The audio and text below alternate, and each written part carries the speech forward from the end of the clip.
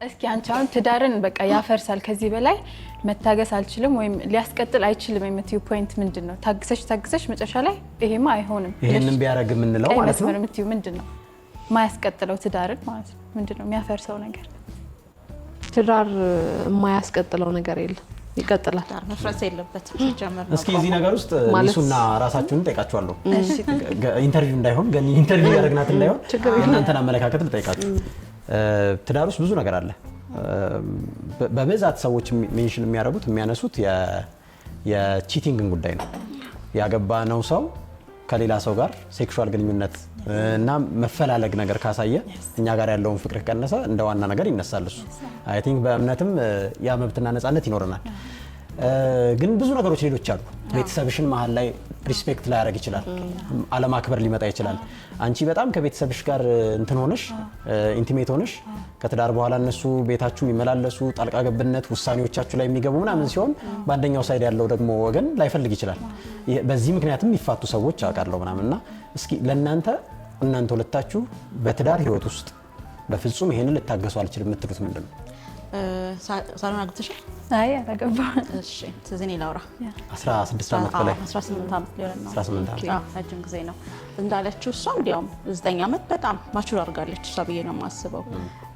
ብዙ ነገር ተረድታለች በ9 ዓመት። እንዳልከው ትዳር በጣም ከባድ ነው፣ ኮምፕሊኬትድ ነው።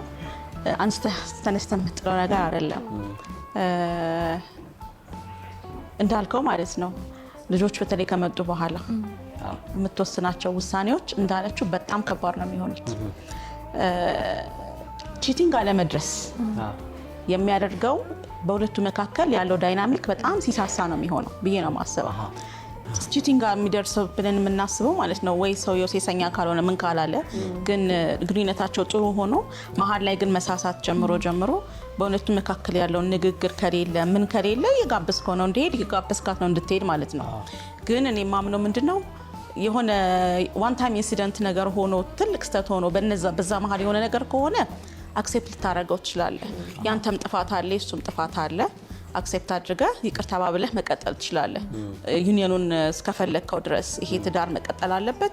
እነዚህ ልጆች ቅድም እሷ ስታነሳው እንደነበረው እናትም አባትም ያስፈልጋቸዋል። የኔ ጥፋት ይቅር ማለት ከቻለ ይቅር እኔ ደግሞ ለይቅርታ ሬዲ እስከሆንኩ ድረስ የኔ ጥፋት የሱ ጥፋት መሀል ላይ የሁለታችንም ከሆነ ማስታረቅ እንችላለን ብዬ አስባለሁ። ግን አንድ ሰው ማለት ነው ቤቱን ትቶ በቃ እኔ አልፈልግሽም ሌላ ሴት ጋር መሄድ ፈልጋለሁ ካለ ግን ኦፍ ኮርስ ያንሰው ምን ታረጋለህ? ምን ማማራጭ ማለት ነው። ግን ምንድነው ይሄ ነገር ሀፕል ሊያደርግ እንደሚችል አንዳንዴ ታስበዋለህ።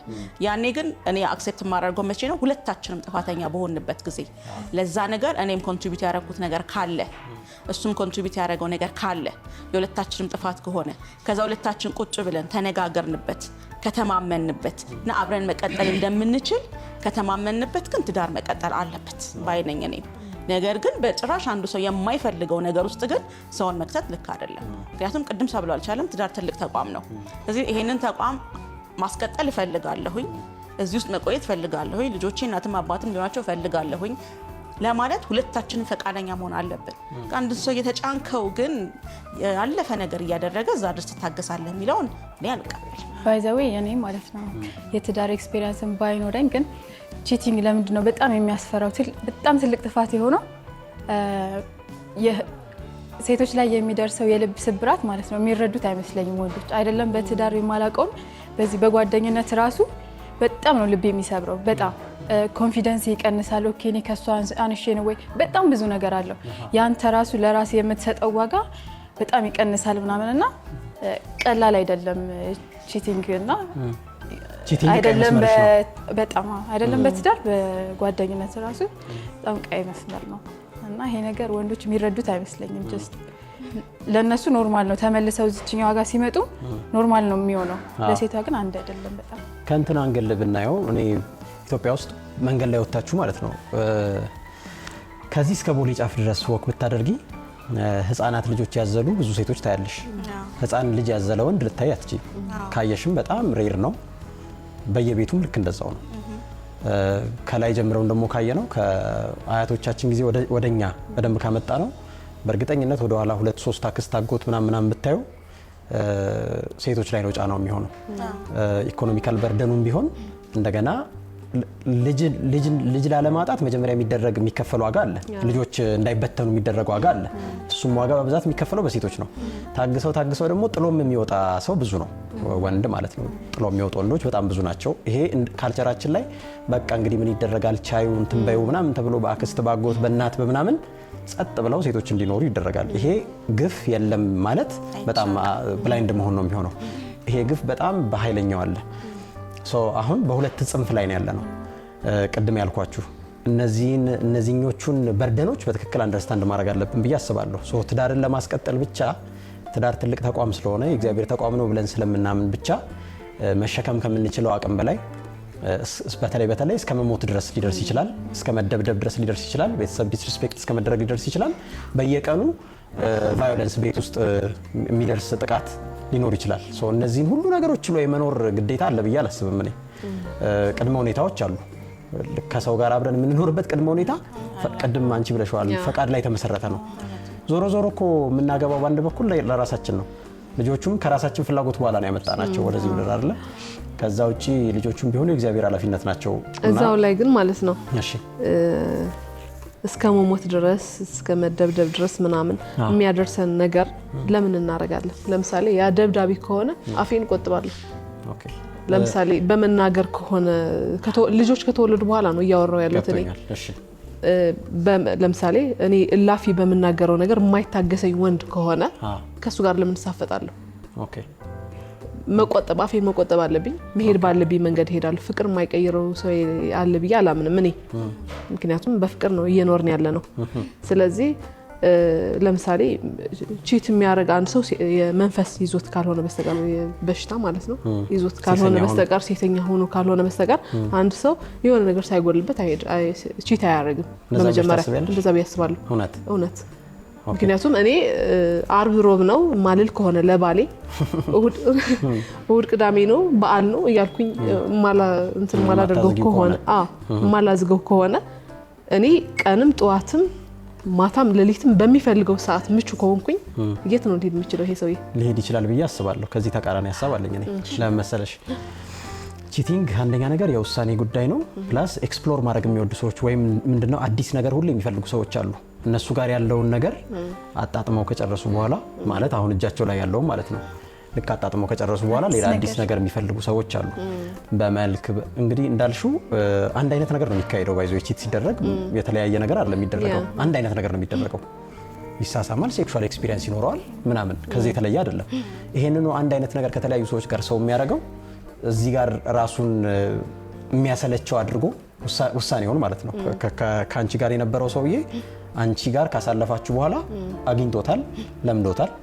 አዲስ ነገር ደግሞ ራሱን እንትን ማለት ይፈልጋል። ኤክስፕሎር ምንድነው በአማርኛ? ፍተሻ። አዲስ ነገር ደግሞ ይፈልጋል።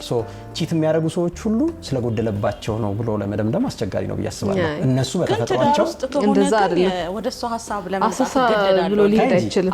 ምክንያቱም ትዳር ውስጥ ከሆነ የሆነ ትልቅ ኮሚትመንት ውስጥ ገብተሃል እና ይሄ እንትኑ ማለት ነው ህብረቱ እንደዚህ አይነት ነገር አይፈቅድም። ያችን ነገር ማሰብ ከጀመር ከዛ ነገር እንደምትወጣ ታውቀዋለህ። ስለዚህ በመጀመሪያ ወደ ትዳር ስትገባ ይቺ ሴት ህይወትህን ሙሉ አብራት የምትኖረው ሴት እንደሆነች ማመንና መቀበል አለብህ። ስለዚህ አዲስ ነገር ለመፈለግ በወጣህበት ሞመንት አንተ ከዛ ነገር ወጥተሃል ማለት ልክ እንደዛ አይነት ነገር የሚያስቡ ከሆነ ወጥተዋል። በቃ ወደ መጀመሪያው ነው ሐሳባቸው ሴቷ ስሜት የላትም መናገር አፌን መያዝ አለብኝ አልሸረል የሆነ ነገር ካናደድሽ አንቺ ስሜት የለሽም መናገር መበሳጨት አትፈልጊም አንዳንዴ ትናገር ይችላል። ፕላስ ደግሞ አሁን ኤኒ ታይም ላይ አልሸረል ሊደክምሽ ይችላል። ልጆች ስታሳድጊ ምን ስትይ ኤኒ ታይም ሬዲ ላትሆኚ ትችያለሽ። ስለዚህ ያንቺ ስሜት እዛ ጋር እንዴት ነው ኮንሲደር የሚያደርገው ሰውየው? በፈለገበት ሰዓት መጥቶ ማግኘት አለበት አንቺን ሁሌ። አሁን እንዴት መሰለሽ ወንድና ሴት እኩል አይደለም። በእኩልነት አላምንም እኔ። እነሱ ይበልጣሉ ብለሽ ነው የምታስቢው? እነሱ ይበልጣሉ ሴት ትበልጣለች ሳይሆን እኩል አይደለም። የተለያየ ፍላጎት አለን፣ የተለያየ ስሜት አለን። የሚያመሳስሉን ፍላጎቶች አሉን፣ የሚያለያዩ ፍላጎቶች አሉን። በተለያየ ነገራችን እንለያያለን። በአካላችን፣ በቁመናችን፣ በአጥንታችን፣ በልስላሴያችን፣ በጥንካሬያችን፣ በተፈጥሯችን በብዙ ነገር እንለያያለን። የሚያመሳስሉን ነገሮች ፍቅርን እንፈልጋለን ወንድም ሴት እንፈልጋለን ሁለታችን ሰዎች ነን ክብራችንን እንፈልጋለን ሁላችንም ከዛ በተጨማሪ እሱ አሁን ለምሳሌ ወንዶች የሚፈልጉት ምንድነው ብዙ ጊዜ የሚፈልጉት ወንዶች ሴቷ እኮ ብዙ ጊዜ አልጋ ምናምን ነገር ብዙም አይደለችም በተለይ አግብታ ከወለደች በኋላ ምናምን ብዙ ለልጆቿ የምትሰጠው ጊዜ ምናምን ነው እንጂ የሚበዛው ለዛ ነገር ትኩረቷ ብዙም አይደለም ወንዱ ግን 24 ሰዓት ሙሉ ስለዛ ሊያስብ ይችላል እሱ ሳውን አንቺን እንድትፈልጊ የሚያደርግበት መንገድ በተለያዩ በሆርሞኖች በስራ በልጆች በተለያየ ስትረስ ለእንደዛ አይነት ነገር ዝግጁ ላትሆን ትችላለች ዝግጁ ስላልሆነች ግን የሱን ስሜት መግታት የለባትም እሱ የሚፈልገው ነገር በሚፈልገው ሰዓት ማግኘት አለበት እሱስ ማድረግ ያለበት ነገር ምንድነው አንቺ እንድትፈልጊ ሬዲ እንድትሆኚ አንቺ ከስራ ጫና እንድትላቀቅ ያርጎሻል እንደዚህ አንቺ እንደምትዩ ከሆነ ትዳር ለምሳሌ እሱ ይረዳኝ እኔም ልረዳው አይነት ነገር ከሆነ ይከብዳል ትዳር ጦርነት ሊሆን ነው ጦርነት ነው የሚሆነው ይሄንን ከሆነ ማለት ነው እኔ መረዳት ያለብኝ ነገር እረዳለሁ እሱ መረዳት ያለበት ነገር ይረዳል ያንቺን ስሜት ማክበር የለበትም አንቺ ባንቺ በኩል የሚጠበቅብሽ ሁሉ ታረጋለሽ እሱ ከቻለ ያድርግ ካልቻለ የተሳብቱ ሂም ነው በቃ ቀበለዋለሁ በደንብ አንደርስታንድ አድርጌሻለሁ ግን አሁን ሳሪ ያለችው ነገር ደግሞ በጣም ኢምፖርታንት ነው ለምሳሌ አንዳንድ ነገር የተፈጥሮ እውነታ ይሆናል አሜሪካም ኢትዮጵያም እንግሊዝም ምናምን አንዳንድ ነገር ደግሞ ኢትዮጵያ ብቻ ያለ እውነታ ይሆናል ሴቶች ካገቡ በኋላ ለሴክሹዋል ነገር ለመኝታ ለአልጋ ስሜታቸው በጣም ደካማ የሚሆንበት እንትን ተፈጥሯዊ ነው ብዬ አላምንም እኔ የሚመስለኝ ከጫና ብዛት ነው ብዬ አስባለሁ ሶ ይሄ ማለት በጣም ለሰው ልጆች ከሚያስፈልግ በትዳር ውስጥ ከተፈቀደና ንጹህ ነው ከተባለ ነገር እንድትጎይ ያደረገሽ ልፋት ከፍተኛ የሆነ ጫናና ኃላፊነት ላይሽ ላይ ተጭኖብሻል ይሄንን ማቅለል የለበትም ወይ እሱ ጤናማ የሆነ እሺ እሱም ብቻ ሳይሆን ማለት ነው ኤክስፕሬሽንን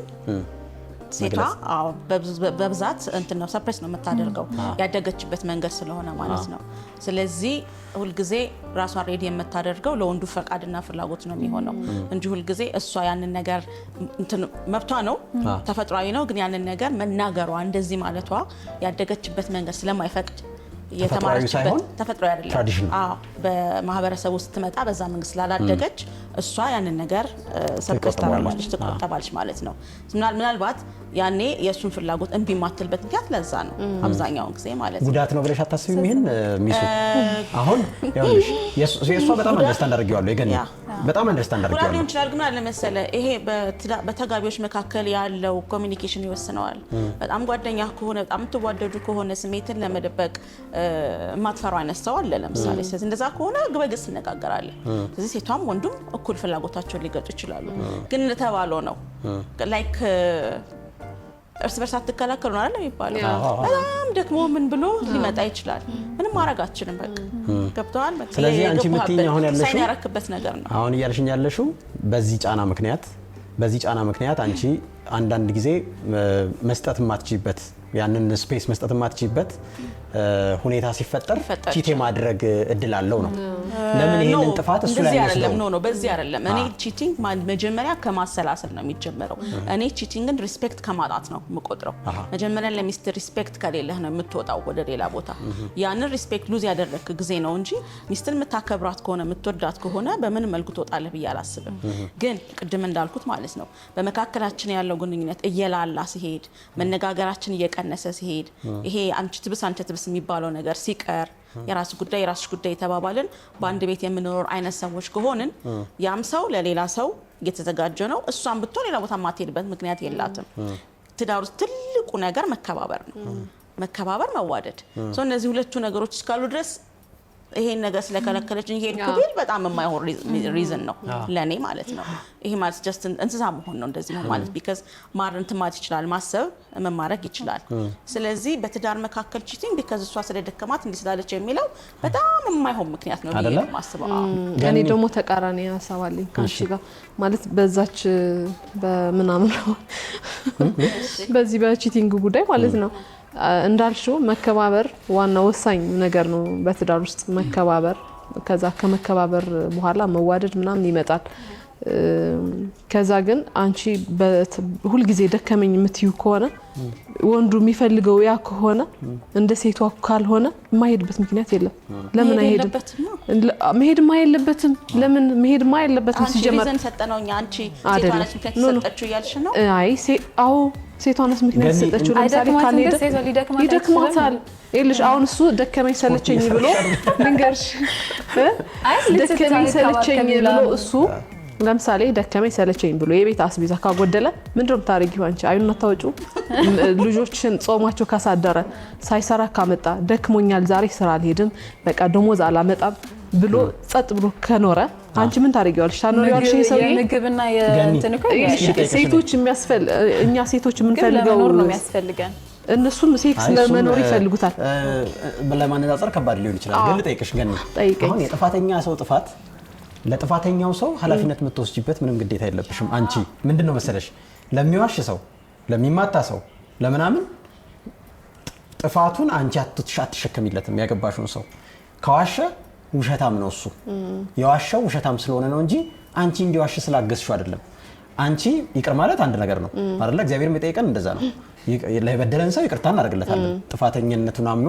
ለጥፋቱ እንትን እስካለ ድረስ አንቺ ይሄንን ትዳር ለማስቀጠል ይቅርታ ማለት ትችያለሽ ምናምን ሲዋሽ ቺት ሲያደርግም ይቅርታ ማድረግ ትችያለሽ ነገርሽ ላይ ቺት ለማድረጉ ግን አንቺ ምክንያት አይደለሽም እሱ ቺተር ስለሆነ ነው ቺት ያደረገው የሚማታ ሰውዬ ይቅርታ ልታደርጊለት ትችያለሽ ለትዳሩ ለልጆችሽ ለግንኙነታችሁ ላሳለፋችሁት ጊዜ ለወጣበት ኢንቨስትመንት ማለት ለአበረከታችሁት አስተዋጽኦ ስትይ ለመጣችሁበት ዘመን ስትይ ይቅርታ ልታደርጊለት ትችያለሽ ካንቺ የሚጠበቀው ይቅርታ ማድረግ ነው እንጂ የጥፋተኛውን ሰው ጥፋት አንቺ የምትሸከሚበት ምክንያት የለም ያለ እዳሽ ማለት ነው ገብቶሻል ገብቶኛል ግን እኔ እንደዛ አላስብም እሺ እንዴት ነው ማስበው መሰለ አሁን ለምሳሌ አንድ ሰው ውሸታም ከነበረ ከመጀመሪያው ማላገባው እኔ ተደጋጋሚ ሲዋሸኝ ምናምን ካገኘት አሁን እኮ እድሉ ሰፊ እድል አለን በአባት በእናቶቻችን ታጭቶልን ምናምን አይደለም የምንጋባው በፍቅረኛ ሰዓት እንተዋወቃለን እንተያያለን እናጠናለን እንጠናናለን የተደጋጋሚ እየዋሸኝ እንትን ነው ይተዋዋል ምናምን እያልኩኝ አግብቼው ከዛ በመሃል ሲዋሽ የምፈታው ከሆነ ትክክል አይደለም እኔ ግን ሳይዋሽ ውሸት ሳላገኘው ነው ቆይ አይደለም ይቅርታም አላረግለትም እንደዚህ ተደጋጋሚ ውሸታም ከሆነ አቅማጥቼ ልተወው እችላለሁ ግን ከመጀመሪያ ጀምሮ ማይዋሸኝ ከነበረ እኔ እንዲዋሽ ላደርገው እችላለሁ ለምሳሌ ነፃነት ማልሰጠው ከሆነ ሲያመሽ ያመሸበትን ቦታ እያጣድፍኩኝ ምናምን የምጠይቀው ከሆነ ሊዋሸኝ ይችላል ለምሳሌ ሴቶች እንኳን አድርሻለሁ ከሴቶች ጋር ቁጭ ብሎ እያለም ራሱ ከሴቶች ጋር መቀመጡ እኔን የሚያመኝ ከሆነ ለምንድን ሌላ ነገር ሳያደርግ ማለት ነው ለምሳሌ ስራ ባልደረባ ምናምን አላችሁ ሁላችሁ ማለት ከስራ ባልደረቦቻችሁ ቁጭ ብላችሁ ሻይ ቡና እያላችሁ የሴቷን ድምጽ ብቻ ስለሰማውኝ ከሴት ጋር ነህ እንዴ ብዬ በቃ ምል ከሆነ ሊዋሸኝ ይችላል ይሰውይ ውሸት እንዲዋሸኝ ያደረኩት ነው ይሄድኩ ያለው ስለዚህ ቺቲንጉም እንደዛው ነው ለምሳሌ ቺት የማያረግ ሰውዬ ከነበረ በመሃል ከሆነ የጀመረው ሊቀይር ብሎ አይጀምርም በመጀመሪያ ደረጃ ይሄ አሰሳ ምናምን ብሎ ሊሄድ አይችልም አሰሳ የሚፈልገው ገና ከማግባት በፊት አሰሳ ያቀዋል የተለያየ ሴቶችን ነው የሚያቀው ቅድም ግን ምን አለችሽ እሷ ተዚህ ይልሻል ምን አይነት ነገር አንስታ ነበረ መከራከሪያ ሊሆን የሚችል ነገር ሰዎች ቀጥ እንዳሉ አይደለም የሚኖሩት በተለይ ወንዶች አሁን እኔ ወንድ አይደለም እኔ ልንገርሽ ስለ ወንዶች ወንድ ተጀምሮ እስከሚያልቅ ድረስ አንድ አይነት ወጥ ባህሪ ላይ ያሳይ ይችላል ይሄ ደግሞ ላንቺ ብሎ ሳይሆን ለራሴ ራሱ ፊገር አውት ማድረገው እያደር የሚገባኝ ነገር አለ አሁን 30 ዓመቴ ላይ ገቡኝ ነገሮች አሉ እንደዚህ አይነት ሰው ነኝ እንዴ ምናምን ያስባሉኝ ነገም ይኖራሉ ትዳር ውስጥ የመጀመሪያው ሰሞን ይወልሽ ፍቅር በጣም ዶሚኔት ያደርጋል እንትን ኃያል ነው ኃይል ይሰጣልና ለፍቅር ስንል ሁሉ መስዋዕትነት እንከፍላለን ከዚች ልጅ ጋር ህይወቴን እስከ መጨረሻው አይቼዋለሁ የልጆቼ እናት ትሆናለች አበባ በእግር በሰማይ በፈረስ ምናምን ልክላታለሁ ካላገባሁት ሞቼ ይገኛል ወላልሽ ሽማግሌ ልክላታለሁ ገባች ትዳር ውስጥ እየኖርን እያለ መሃል ላይ መሰልቸቶች ይመጣሉ መጀመሪያ አላየሻቸው መጀመሪያማ ምርጫ ቅስቀሳ ላይ ነው ያለው ኃይለኛ የጋለ ፍቅር ውስጥ ነው ያለው እና በፍጹም ይገባሽን ነገር ሁሉ ያረጋልሽ ነበር ገብቶሻል መጀመሪያ አንቺ እሱን የመገምገም እድል አልሰጠሽም የመጨረሻውን ፐርፌክት ሰው ነው ያገባሽው አንቺ ተጋብታችሁ ልክ 5 ዓመት ሲሞላ 3 ዓመት ሲሞላ ወልደሽ ሰውነትሽ ሲጨምር መጀመሪያ ይኸውልሽ በፍቅር ግንኙነታችሁ ጊዜ እየተዋብሽ ነበር የምትሄጂው አንቺም ራይሽ ላይ ኢንቨስት አድርጋለሽ እሱም ያለውን ነገር ሁሉ ያደርጋል ሁለት የሚያማምሩ ሰዎች ነበሩ የሚገናኙት አሁን ግን ሻሽሽን አርገሽ ቅድም ስለ ሻሽን ነው ኩኩ ያለች ነበር ሻሽሽን አርገሽ ሊጥ እዚህ ጋር እንትን ይያለ ለቤተሰብሽ ለልጆችሽ ለምናምን ስትይ ብዙ ነገሮች እንትን ያለሽ መሀል ላይ ትንሽ ይባርቅበታል። በእንደዚህ አይነት ጊዜ ነው ሰዎች ወንዶቹ ብስለት አጥተው ኃላፊነታቸውን በአግባቡ መወጣት የተገባውን ነገር መጠበቅ ሲያቀታቸው ሴቶቹ እንዴት እኔ ለልጆች እንትን ብዬ ወልጄ እንደዚህ ሆኜ ቤት ውስጥ እንደዚህ እያገለገልኩ እንትን እያልኩኝ እንዴት የሆነች ደግሞ የ18 ዓመት ልጅ ፈልገህ ትሄዳለህ? ያበሳጫቸዋል። የበታችነት ስሜት ይሰማቸዋል። ትዳራቸው ከዛ በኋላ ጥቅም ያለው አይመስላቸውም። ቅድም ነገረችሽ፣ ልክ ቺት የተደረገባት ጊዜ ላይ ለራሷ ያላት ግምት ይወርዳል። ያኔ በጣም ተንከባክቧት አበባ ልኮላት ቤተሰቦቿ ምናምን ትልቆ የተቀበላት ሰውዬ አሁን እንደ ምናምን ሴት እሷን ትቶ ሌላ የምታምር የ21 ዓመት ልጅ እንትን ሲል እንዴት መታገስ ይቻላል? እና መጀመሪያ ማየት ነበረብኝ እንዳቲ ደግሞ ያደርግሻል። መጀመሪያማ ጋረደሽ በኃይለኛ ፍቅር። አልጋረደሽም? እንዴት መሰለህ? አልተጋረደም። እሺ መጀመሪያ አበባ መስላ ነው የቀረበችው ሴት። አበባ መስላ ነው አበባ የሰጣት። ሁሉም ከሴቷ ነው የሚነሳው። ቆይ ኖ አይደለም። አሁን ወንዶች እኮ ማአት ችግር ነው ያለባቸው፣ ብዙ ችግር ነው ያለባቸው። ነገር ግን እንደ ኢትዮጵያውያን ስናወራ እንደ ባህላችን መሰረት አድርገን ስናወራ ነው እንጂ ሙሉ ለሙሉ ወንዶች በችግር የተተበተቡ ናቸው። ሲጀመር ወልደን ስናሳድጋቸው እውነቴን ነው። አሁን 3 ወንዶችና 1 ሴት ነው ያለኝ። 4 ልጆች አሉኝ። እና ወንዶቹ በጣም ከልጅነታቸው አስቸጋሪ ናቸው። የማይደፉት ነገር የለም። ማበላሸት ነው ስራቸው። ሴቷ ደግሞ መሰብሰብ፣ ማስቀመጥ፣ ማስተካከል ነው ስራዋ። ስለዚህ ተፈጥሯችን የተለያየ ነው። አሪፍ ነው። ሴት ልጅ አለች አይደለ? ሴት ልጅ አለች። ስንት ወንድ አለሽ? 3 ወንድ፣ 1 ሴት አለኝ። ወንዶቹ ታድለዋል ብዬ አስባለሁ። ይሄኔ 3 እናታቸው ስለሆንሽ ማለት ነው። ወንዶቹ ታድለዋል። ግን ሴቷ ልጠይቅሽ፣ የቅድሙን ወሬ ልጨርስልህ እና አበባ መስላ ነው የቀረበችው አይደለ? ሊጥ ተቀብጣ ዋሽታዋለች ማለት ነው። ሊጥ ተቀብታ ሻሽ አስራ ብትቀርበው ላያገባትም ይችላል። አምኖበትም ሊያገባት ይችላል። በዛው ሊቀጥል ይችላል ከነሊጧ ከነሻሿ ማለት ነው። ነገር ግን ያንን ሻሽ ስለዚህ ምንድነው እውነተኛ ማንነትህን ነው ማሳየት ያለብህ ስትቀርብ። ስለዚህ እቺ ልጅ ተኳኩላ አምሮባት ጽድት ብላ ምናምን የተዋወቀችው አይደለ? ያንን አበባውን ፈልጎ ነው የገባው። ወንድሟ አይደለም፣ አባቷ አይደለም፣ የሆነ ዘመዶ አይደለም። ከሆነች ሴት የተወለደ በፍቅር እግዚአብሔር ያገናኛት ሰው ነው። ስለዚህ ይሄ ሰውዬ በመሃል እሷ ሊጥ ተቀብታ ለልጆቼ ብዬ ለባሌ ብዬ ለቤቴ ብዬ ብላ ብትል ለምንድን ነው የሚቀበላት? አይቀበላትም። የእሷ ምክንያት ነው ይሄንን። ስለዚህ ይሄንን በቃ በተቻላት አቅም አንደኛ ሰውየውን አጋዥ እንዲያደርግላት ማድረግ ነው። ማትችል ከሆነ ራሷን መጠበቅ አለባት። በመሃልም ሁሌም የሆነ ጊዜ እኮ ህይወቷ እሱ ነው። ካገባች በኋላ እኮ ለሰው ነው የምትኖረው አይደል? ለምሳሌ እኔ ብቻዬ ላጤ ሁኜ የምኖር ከሆነ ስወጣ ባሌን ወይም ደግሞ ላገባው የሚችል ሰው ወጥቼ ሳገኝ ነው እንጂ አምሮብኝ የምሄደው። ሳምንት ሙሉ ባልታጠብ ግድ የለኝም። ለምሳሌ ለራሴ እኔ ነኝ የማሸተው ሰውነቴ ራሴ፣ ሌላ ሰው የሚያሸተኝ የለም። ስለዚህ ከሰው ጋር ስትኖር ለሰው ብለህ የምታደርገው ነገር ግዴታ ነው። ስለዚህ ከባሌ ጋር የምኖር ከሆነ እኔ ለባሌ ብዬ ማድረግ ያለብኝ ነገር እስከ መጨረሻ ድረስ ማድረግ ነው ያለብኝ። እቺንም ግዴታ መጠየቅ አለብኝ መዝጋታችን በፊት ማለት ነው። ሰው ሲፈጠር በቃ ሉዓላዊ ፍጥረት ነው በራሱ። አንድ ወንድም ሆነ ሴት በመፈጠሩ ብቻ የራሱ ህልም ይኖረዋል፣ የራሱ ህይወት ይኖረዋል። ለራሱ ደግሞ የሚገባውን ፍቅር ይገባዋል። ለራሱ የሚገባው ፍቅር አንቺ አሁን ቅድም የዘረዘርሻቸው ነገሮች አሉ ለባል የሚደረጉ ናቸው የሚለው ለኔ አነጋጋሪ ነው። እርግጥ አላገባውም፣ እኔ 9 ዓመት አልሆነኝም በማግባት። ግን አንቺ ለራስሽ መዋብ ለራስሽ ፖይንቶች አሉሽ። በጣም ትልልቅ ፖይንቶች አንስተሻል። በዚህ ውስጥ ትዳርን ለማቆየት በጣም ወሳኝ ነገሮችን አንስተሻል። ከአንቺ የሚጠበቀውን ነገር ሁሉ አላጎደልሽም። ግን አንድ የማይገባኝ ነገር ያልገባኝ ወይም ያልተረዳሁት አንድ ሴት ለራሷ ለባሏ ሳይሆን ለራሷም ህይወት አላት። አግብታም ቢሆን የእሷ ህይወት አለ። እሷ ህልም ይኖራታል። ልጆቿን እንደ እናት እንደ ሚስት ምናምን ስትመራ እንደ ሴት ነው የምትመራው። ለሱ ፍላጎቶች ብቻ አይደለም። የእሷስ ነገር ከግምት ውስጥ መግባት የለበትም ወይ? ቅድም እንዳልሽው መተጣጠቡ፣ ማማሩ፣ መዋቡ ምናምን አንቺ የሚገባሽ ነው። ባልሽ ሲያይሽ የሚሰማው ስሜት አንድ ነገር ነው። ግን ደግሞ አንቺ የሚገባሻል ወርዝ ታደርጊያለሽ እንደ ሰው። ልክ ሳታገቢ አሁን እነዛ ቆንጆ ሆነሽ የምትሄጂው ለባልየው አይደለም፣ ለራስሽ ቆንጆ ሆነሽ መታየት፣ ለሴቶችም ለወንዶችም ለራስሽም ስሜት ለኮንፊደንስሽ ራስሽን ለመግለጽ አስፈላጊ ነገሮች ናቸው። ለወንዱ ብቻ ከሆነ ወንዱ ላይ የተመሰረተ ነው የሚሆነው።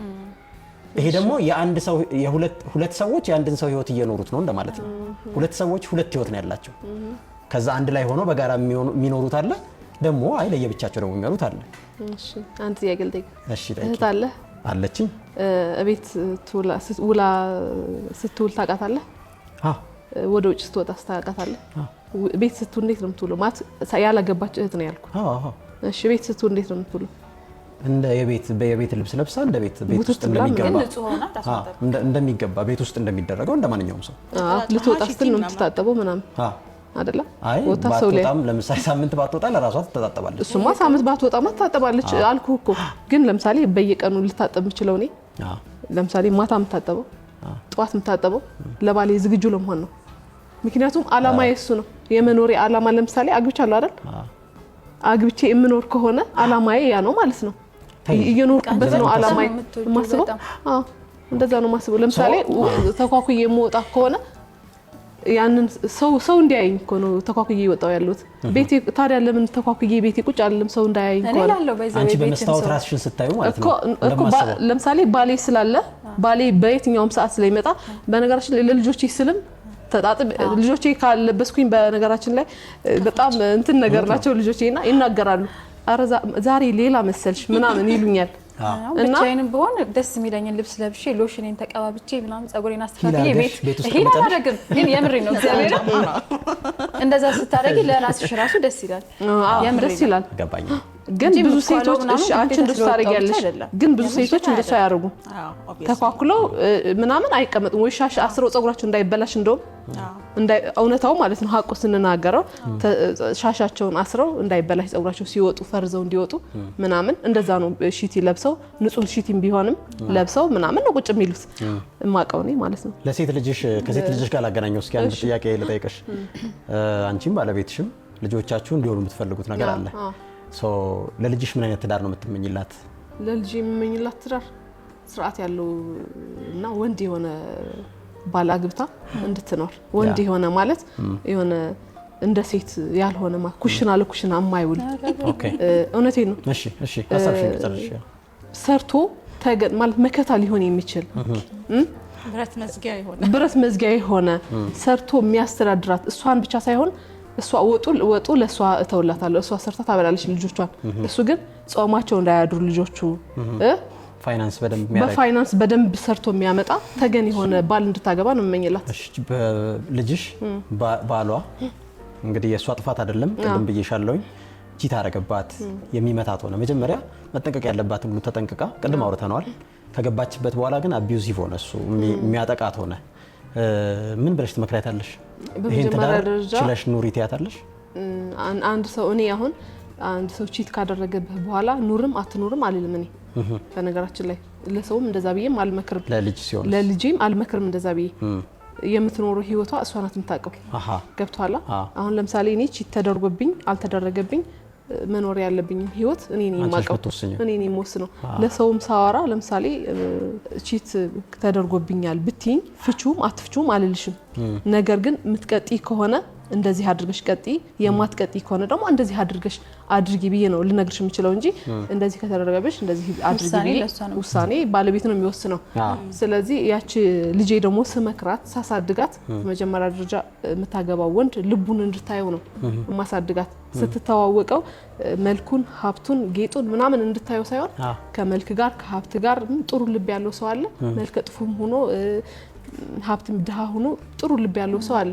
ስለዚህ ሊያኖራት የሚችል ለልጄ ልቡ ነው የሚወስናት። ስለዚህ ልቡ ጥሩ የሆነ ሰው በመሀል ሊቀየር አይችልም። ስለዚህ ልቡን አድምጪው፣ ልቡን ውደጂው። ልቡን ከወደድሽው ችግር የለውም ብዬ ነው ማሳድጋት። ስለዚህ ልቡን ወዳ ካገባች በኋላ እሷ ማድረግ ያለባትን ነገር እኔ እመክራታለሁ፣ እንደ እናቷ ማለት ነው። ማድረግ ያለባት ነገር ኃላፊነቷን፣ ግዴታዋን እንድትወጣ እነግራታለሁ። ከዛ ሳትወጣ ቀርታ በራሷ ምክንያት የሆነ ነገር ካደረገ ያቺ ልጅ አድጋ ነው አይደለም ታገባው በቅታ ምናምን ራሷን የምትወስነው ውሳኔው ራሷን የምትወስነው። ግን መፍትሄዎቹን እነግራታለሁ። ዛሬ በእኛ ጋር መተሽ ሀሳቦችሽን ቲክቶክ ላይ ያው አጫጭር ቪዲዮዎች ናቸው የሚለቀቁት። ሁሉን ነገር የማውራት እድልና መብት አይኖርሽምና እዚህ መተሽ ሀሳብሽን ሼር ስላደረግሽን ቴንክ ዩ። ሌላ ጊዜ ደግሞ እንደምንገናኝ እርግጠኛ ነኝ። ቺርስ። ቴንክ ዩ ሶ ማች።